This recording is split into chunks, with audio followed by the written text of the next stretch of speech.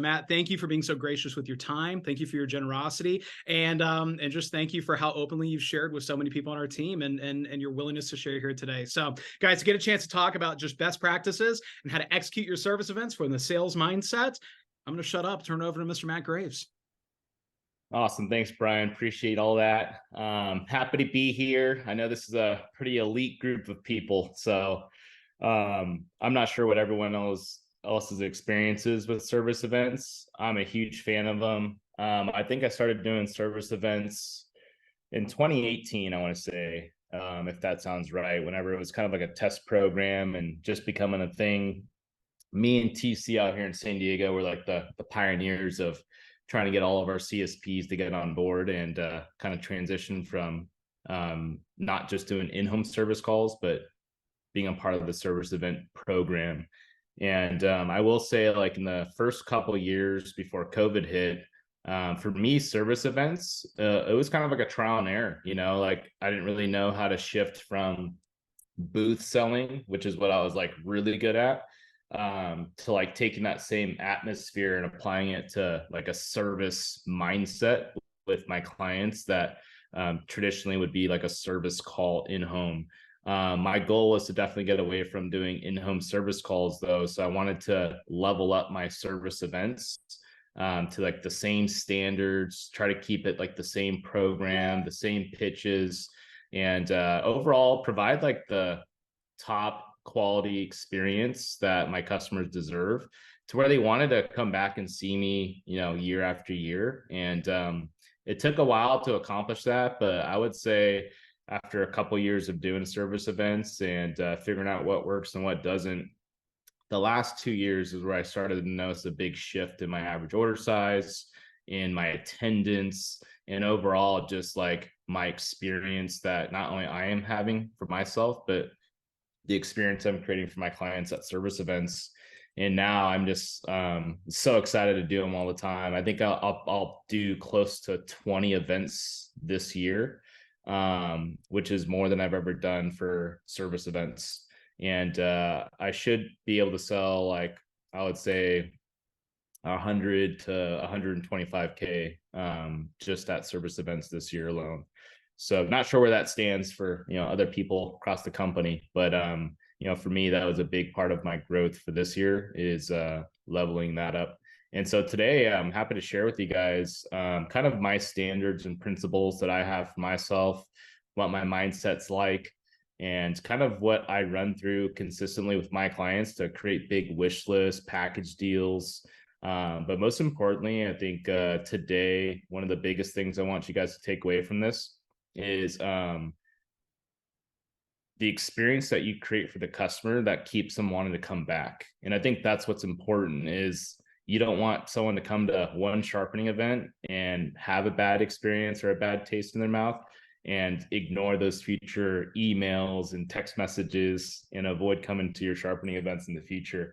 I think the goal is, like, how do you keep people loyal to you, but also excited to see that sharpening event email again, or excited to see that text message about being in their area again and coming every single time that you offer the service.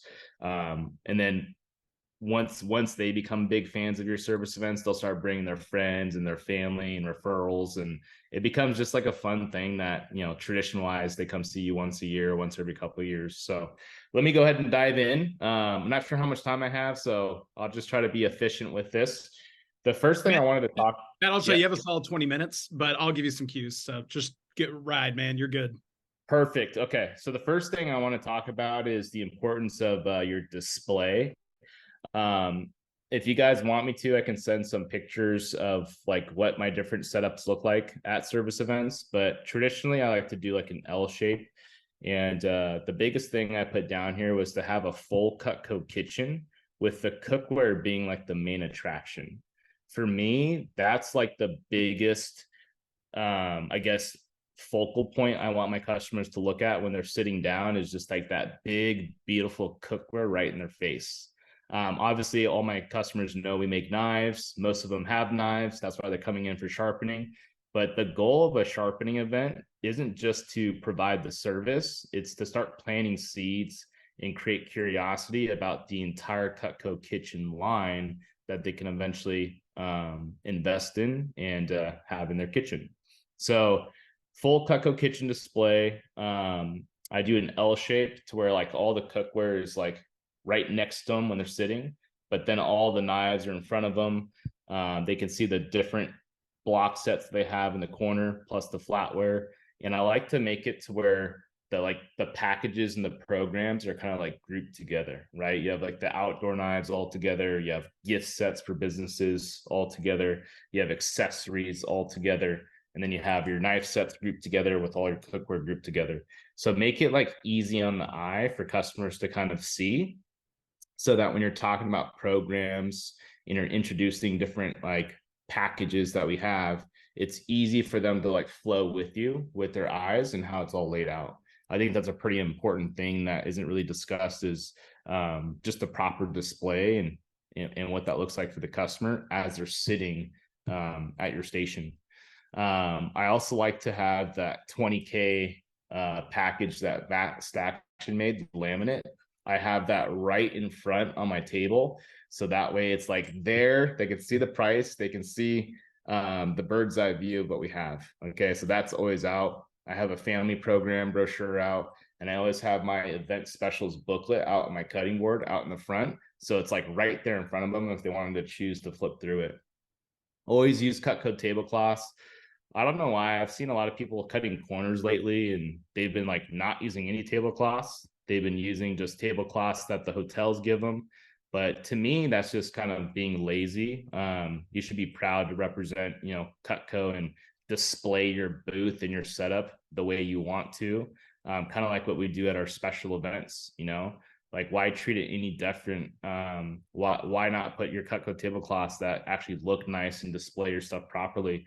So for me, that's always like a must with my team, is to make sure you have your Cutco tablecloths out. Because when people walk in that room, if it's their first service event, you want to give them that wow factor of like, oh, I was expecting just like some sharpening stations, but this is a beautiful display of your guys' product.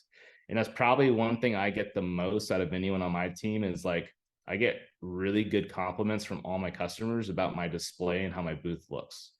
So that to me is like a really important thing to create that experience, especially for first-time customers. I notice it the most when I get online leads that come to my sharpening events, and they just have no expectation of what the service event's going to look like. And they walk in this room, they're like, wow, this is amazing what you guys are doing. Like I was so used to like college kids coming to the house and sharpening my knives. Like, this is super professional. So it does go a long way. After the display, the next thing that I put down for a level of importance is just your rapport and your review with the customers when they first come in. So I teach my mentees that you want to have a service first mentality. And for me, I always did this at service calls in home. Right whenever I met with the customer, I would spend the first 5 minutes at least just reviewing what they have, and then getting information and data that I need to serve this customer at the highest level. So I wrote down some questions that you guys can write down or just re-listen to, of topics you want to cover really quickly right when the customer comes in to see you for service. So number one, how long have they owned it, right? Identify that right away. Has it been 10 years, 15 years, 20 years, 50 years? Obviously, that gives you a lot of information about what type of customer that is. Identify what sets or what pieces they have. Not everyone brings their entire collection, guys. So if someone's just bringing in like a cleaver, a cheese knife, scissors, and a hearty slicer, that could mean they have an ultimate set. That could mean they just have a gourmet set. So quickly identify like, what's the set they have? What are the pieces they have? Did they bring everything? What didn't they bring? So get a very clear idea of what they own. My other favorite question is to figure out, how did they get started with Cutco? If you weren't the original rep, identify like, what was their experience? Was it a new rep? Was it a college student? Was it their own child? Was it Costco? Was it just a online order? Really ask them and figure out like, how did they get started, because that will tell you a lot about how to like proceed with this customer. It might be like a new demo that you have to do for them. You might have to rebuild value in the warranty and what makes Cutco worth the investment. You might need to like price position them again. So that's a really important thing to figure out. The other questions is, when's the last time they were serviced? Have they ever had their knife sharpened? When's the last time they saw you? Maybe it was 5 years ago. Maybe it was 10 years ago. Some of you guys have been around for a long time. So identifying when's the last time they had their knife sharpened. My other favorite question is like asking, when's the last time they added to their collection?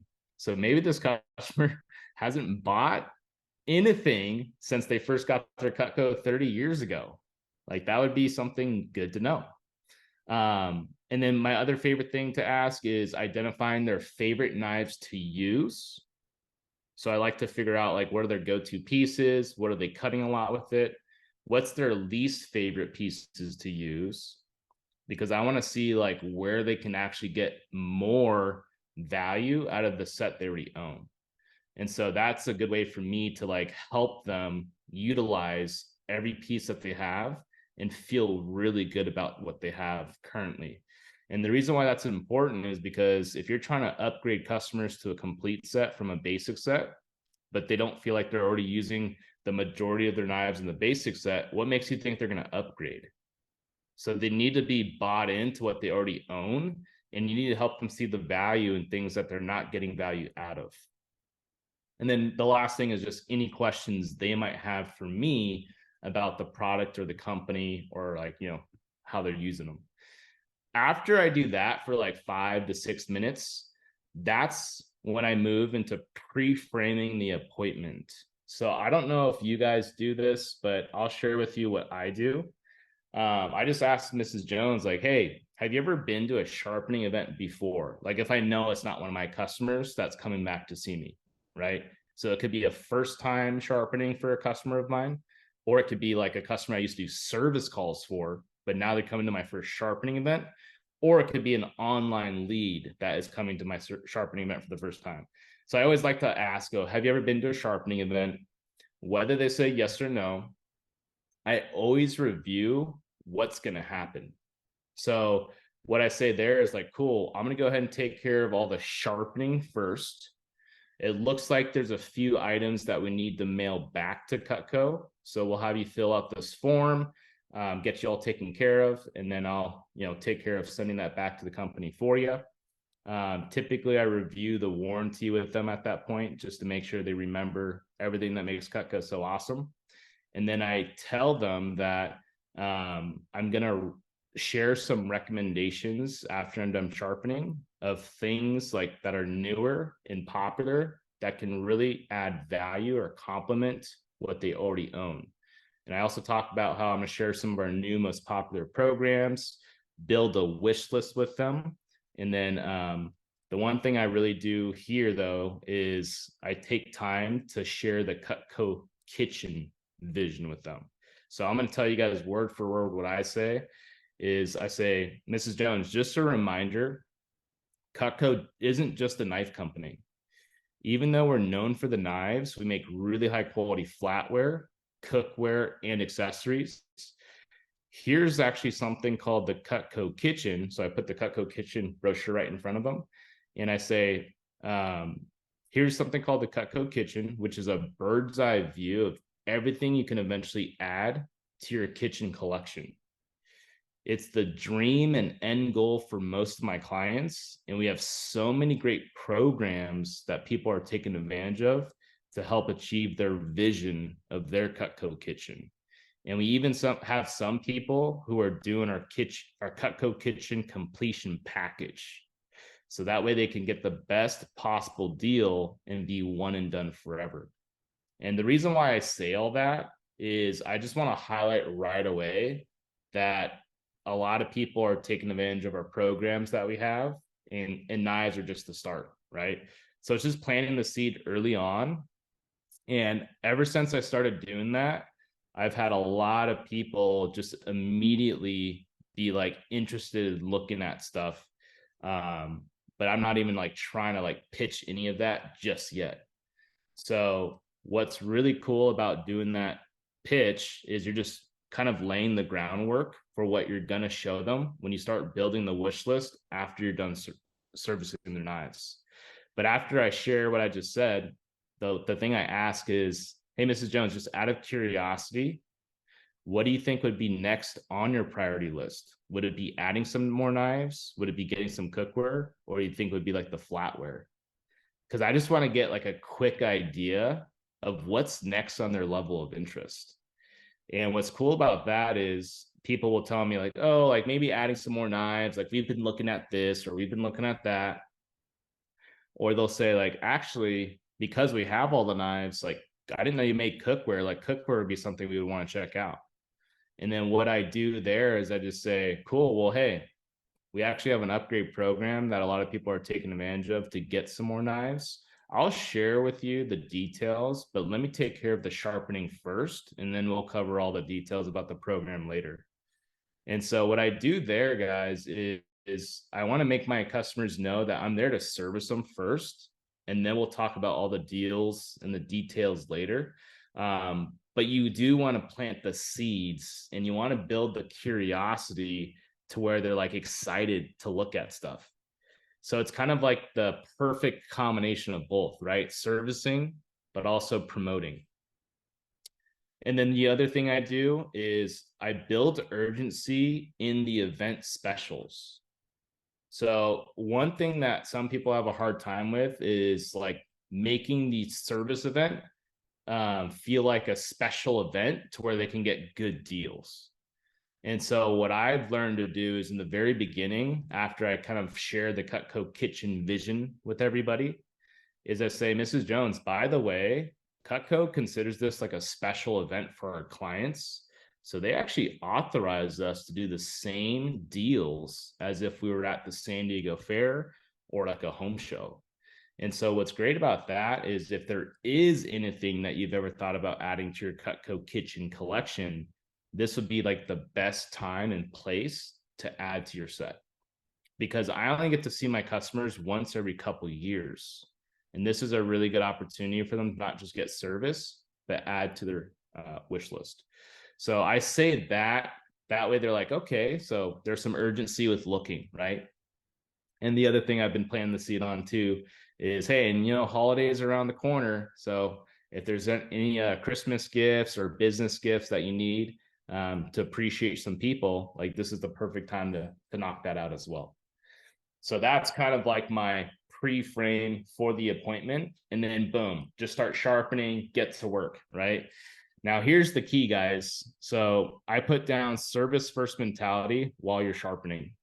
When you're sharpening, the difference between a service event and being behind the booth is you have a lot more time to connect with your clients. So one of the things that I didn't like about kind of transitioning to only booth selling and not doing service calls is I noticed I wasn't able to like build the same connection with my clients like I did with my first, 5 to 6 years in the business of going to their homes all the time and really getting to know the families and the people. And so it wasn't until I started doing service events again where I started to like be able to build lifelong clients and really build that connection and rapport and get to know my customers at a deeper level. And so I really take the time to connect with them.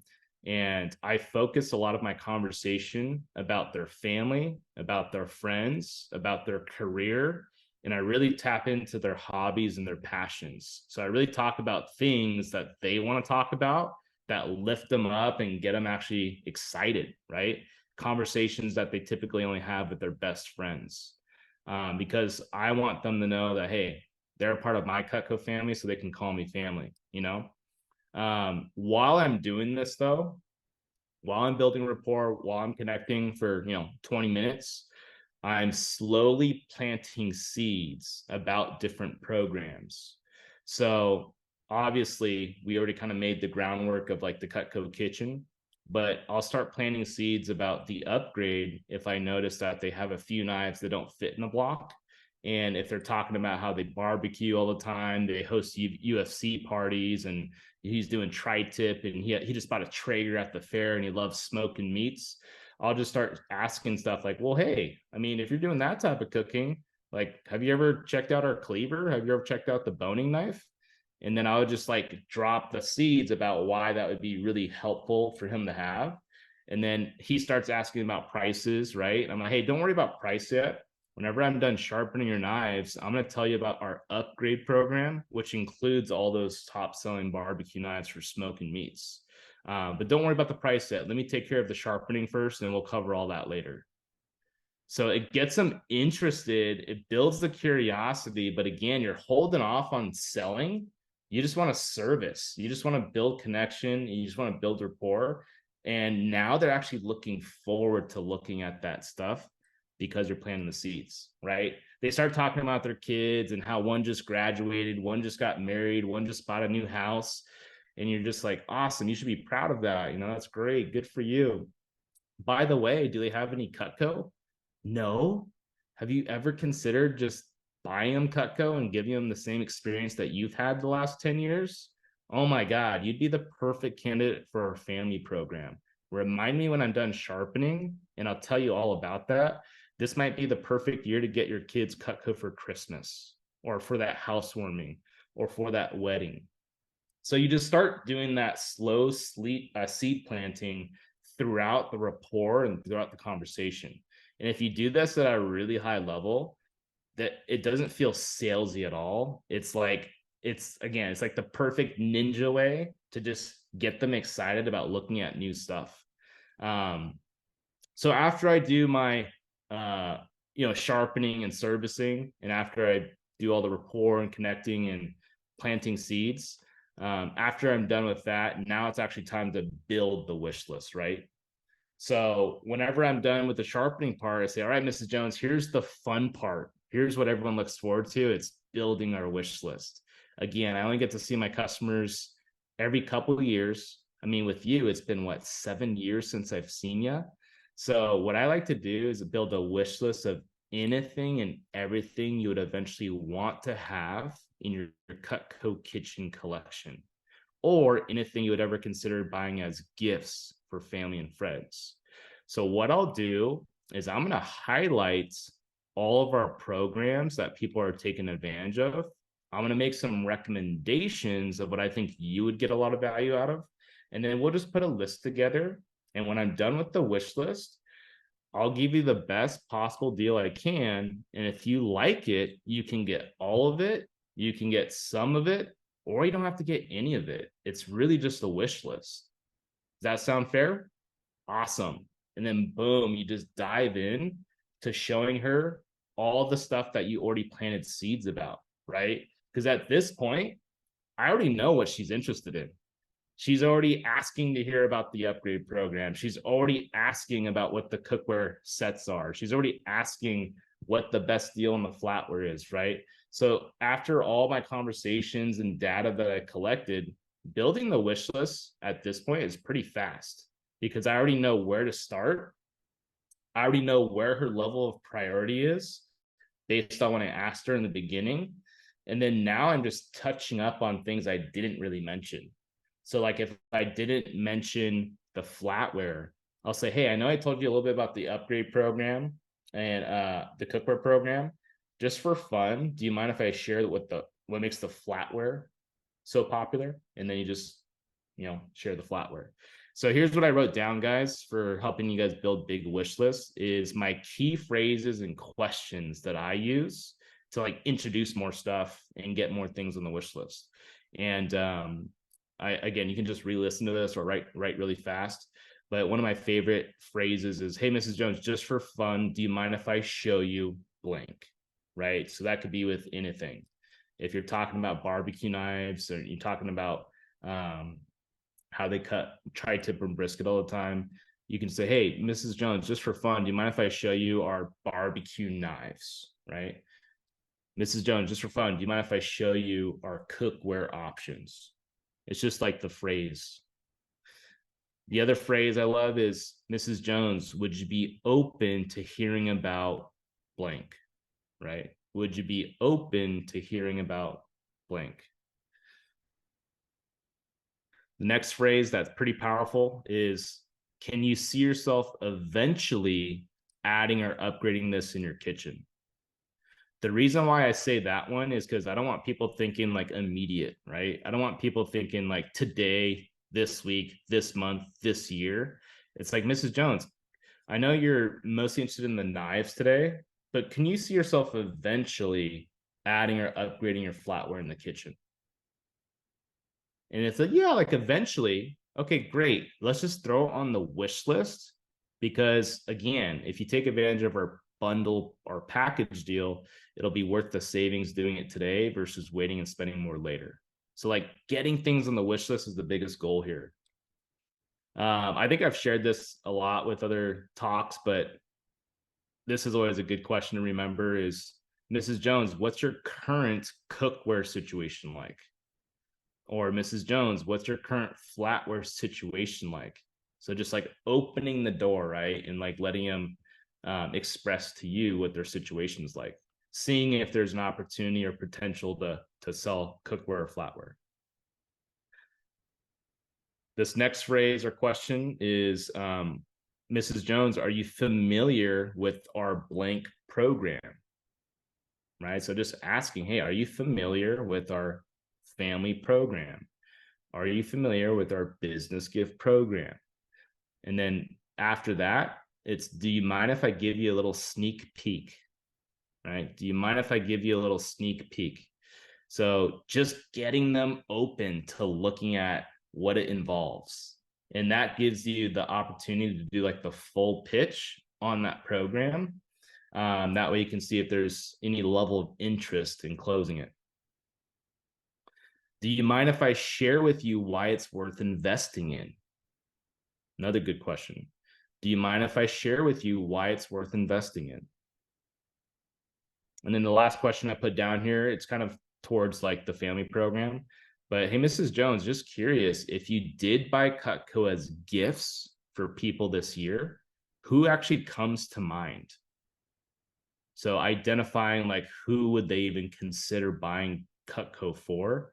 And what I have found is like once you identify who those people are in their life, it makes it hard for them to like not buy for them. Once it's like locked into their head that her two sons are people that she would buy Cutco for, they don't want to just buy for themselves. They want to try to get stuff for their sons and for themselves. So it creates a much bigger package, much bigger deal.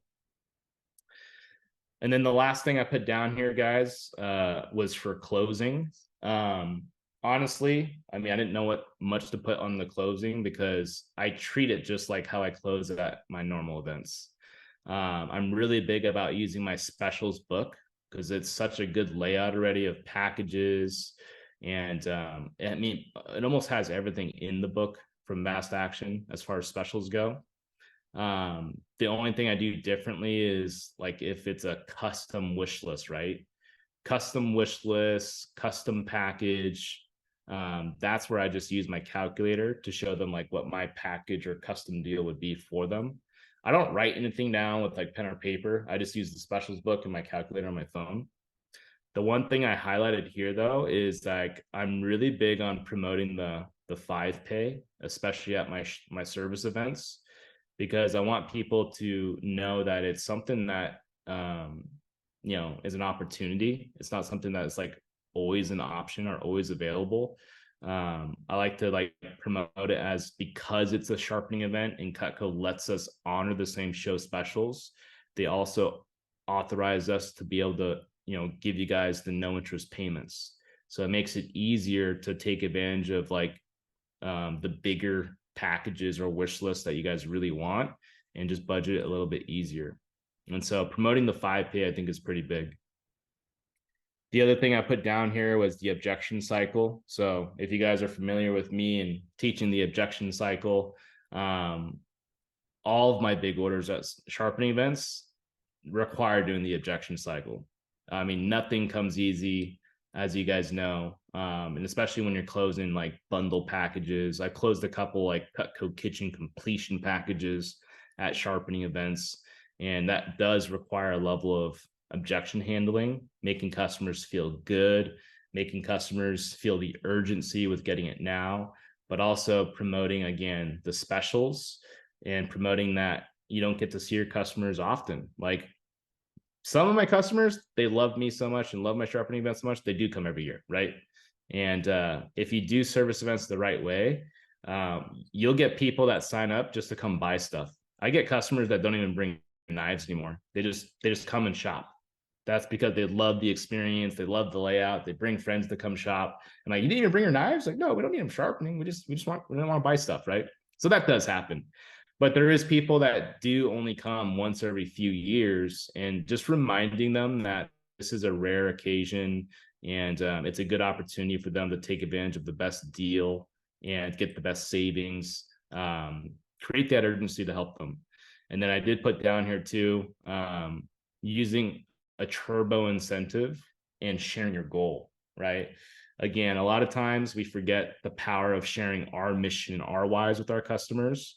And if it's someone that hasn't seen you in a while, or if it's a new customer that you've never met because they're an online lead, this is a good way to like get them tied down to you as their rep, and like how their order is going to contribute to like a really big goal of yours. That gives a little bit more urgency as well. So last year was like a big year because I was sharing my goal of selling 1 million. And on my service events, every customer that I worked with, when they were on the fence about buying a big package or like upserving a big package, that was my go-to. I would share my mission with them and my why. And here's what it sounded like. I would say, Mrs. Jones, like let's say they're going to do an upgrade and they wanted to add flatware, but they wanted to hold off on the flatware till like next time they saw you. I would say, hey, Mrs. Jones, that's totally fine. Do you mind if I share something with you real quick? Like, yeah, Matt, what do you got? I say, you're not going to care much about this, but it means the world to me. As you know, I've been doing Cutco for over 15 years, and I always have some pretty ambitious goals. This year specifically, I'm trying to make history. I'm trying to be, one of only 10 people in the history of the company to do $1 million in 1 year. And I've never done it before, and I'm on pace, but I still have a long ways to go. So every single order counts. So I just want to thank you for doing the upgrade, because that helps out a lot. But adding the flatware would help out even more. It would get me that much closer to 1 million.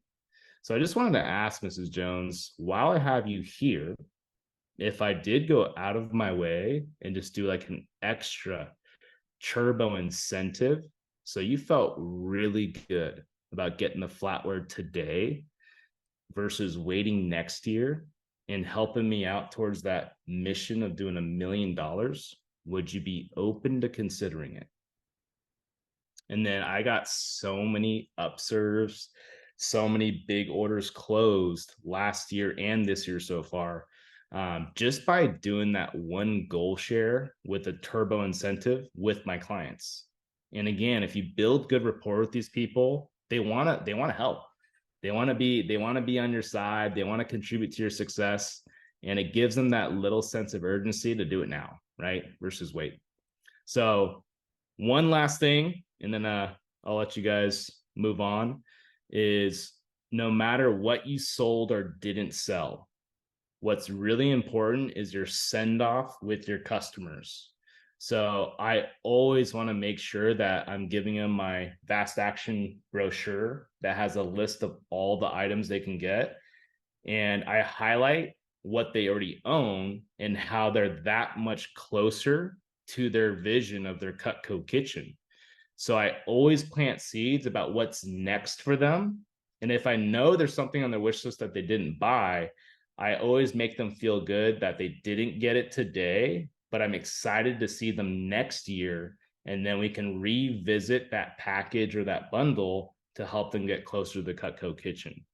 And the reason why I take the time to plant those seeds for the future events is I do want them to be excited to see the next sharpening email or to see the next text message. And I want them to be excited to come see me to buy what's next on their Cutco kitchen wish list. So now it's come to the point where I do get people that come and they're already ready to buy the flatware. They're already ready to buy the cookware because I've already done the work in the past 5 years. And I've already planted the seeds that when they see me next, here's what we'll focus on. So it makes it really fun because sometimes you'll just get walk-ins that you've kind of forgot what the last interaction was like. They're like, hey Matt, we're here and we're ready for the flatware. And you're like, oh, cool. Well, let me check out your knives first. Let's take care of that, but you already got like a locked in order right when they walk in. So that's what I have for you guys. I don't know if you have any questions, but that's all I got. Incredible, incredible. That bit with you sharing, and I say bit, I didn't mean that dismissively. Hearing you share your goals, that was amazing. I think that was the highest point of it for me. Guys, let's give an outpouring of love and support. What was a big takeaway? What are you feeling right now in the chat? Let's blow the chat up. Recognize this game that he just spit. Matt, I have a quick question for you. Normally we'll like our next calls we'll do like Q&A with speakers, but obviously, we'll probably won't have that pleasure with you. We want to respect your time. I love how you highlighted that so much of being great at like closing at service events has to do with like all the work you do throughout the service event. It's pre-framing, it's your display, it's planting seeds. Like you did such a good job of laying that out. But I guess I'm just curious, are there any objections that you think we need to be like particularly prepared for, or you hear more commonly? You've got great videos on the objection cycle and the way you frame that, but I don't know if you have just any thoughts just on specific objections that people are likely to hear, that you hear, and just any thoughts on ways that you really like to handle it. If you have any last thought on objections, I think that would be a great area for us to wrap up. Good question. So I think I just run into the same objections that I do behind the booth, right? I would say a lot of times though, I do get like one spouse that comes for sharpening because the other one's at work. And so I've gotten really good at handling like the husband and wife objection. Anyone that works bases, you guys know, that's like the one that we had to get really good at handling. So that for me is like naturally easy to handle. But I treat it the same way as if I was at a show. But I'll just share with you, like, I had a guy that he's a platinum client of mine, and the last thing that was on his wish list that we haven't closed was the cookware. And I remember planting the seeds, talking about it, and he was just saying like, yeah, like my wife's not here, so I'll discuss it with her when I go home, and we'll probably save that for next time. And I remember thinking like at this moment, like, oh, I can just back off it and let it slide. He's a good customer. He's buying so much from me. And I just challenged him. I was just like, hey, listen, I know you probably will come back next time with your wife, and it probably will work out. But while I have you here, I mean, I would love to help you get the cookware because I know it's something that you guys do need. I know it's something that you're eventually going to get. Shared my goal, did exactly what I showed you guys. And I was just like, hypothetically, if you really wanted to, could you make the decision on your own, or do you like 100% need to speak to your wife? And when I said that, he was like, I mean, I could make the decision on my own. And that was the one thing I said that really got him like open to hearing the turbo incentive. And he ended up getting the full complete cookware set, and he's happy with it. So yeah. You identified the crack in the armor. Yeah. So like, again, I think a lot of times for us, we go too soft on our past customers, or we go too easy on them. So if you challenge them in a way that it still benefits and makes them feel good, I think just do that, and again, the objection cycle is kind of designed to do that, but that's why I wanted to share the turbo incentive with the goal sharing, because a lot of times it takes just that to get someone that almost decided not to buy, and then now they're open to considering it because of that one goal share, so that's money, dude. That's so money. Well, Matt, we appreciate your time, man. Thank you for carving out a little bit for us. Please let us know how our tribe and community could be serving you and your team, and okay. just keep killing it.